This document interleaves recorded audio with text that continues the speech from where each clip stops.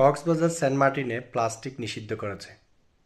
সব জায়গায় প্লাস্টিক নিষিদ্ধের জন্য সচেতনতা বৃদ্ধি করেছে এবং প্লাস্টিকগুলোকে এক জায়গায় নির্দিষ্ট স্থানে রাখার জন্য সবাইকে এই জিনিসগুলা আপনি ব্যবহার করেন না।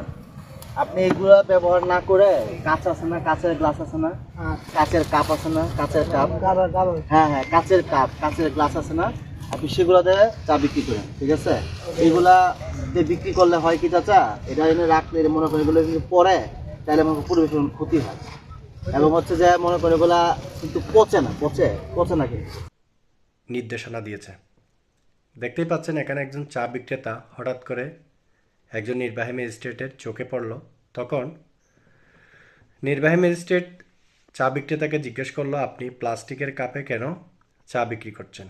আপনি চাইলে তো আপনি কাচের কোনো কাপে চা বিক্রি করতে পারতেন। তো এখন চা বিক্রেতাকে ফাইন করতে চাচ্ছিল, কিন্তু তাকে ফাইন না করে একবার ওয়ার্নিং দিল যে আপনি এই প্লাস্টিক কাপগুলো আমাকে বিক্রি করে দেন এবং নেক্সট বার থেকে আপনি কাচের কাপে চা বিক্রি করবেন। এই নির্দেশনা দেওয়ার পর উনিও খুব খুশি মনে সেটা গ্রহণ করেছে।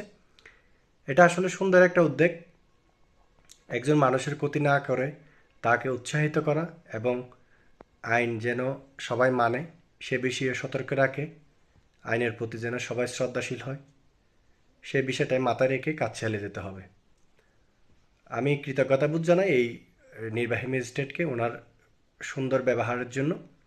এই ধরনের মানুষের দরকার আমাদের দেশে, তখন দেশ আরও বেশি সুন্দর এবং সমৃদ্ধিশীল হবে। ভিডিওটা দেখতেই থাকুন এবং এই ভিডিওটার মধ্য দিয়ে সবাইকে পরিবর্তনশীল হতে হবে, এটাই বাস্তব। অসাধারণ। আর ভিডিওটা শেয়ার করে সবাইকে একবার দেখার সুযোগ করে দেন। ধন্যবাদ।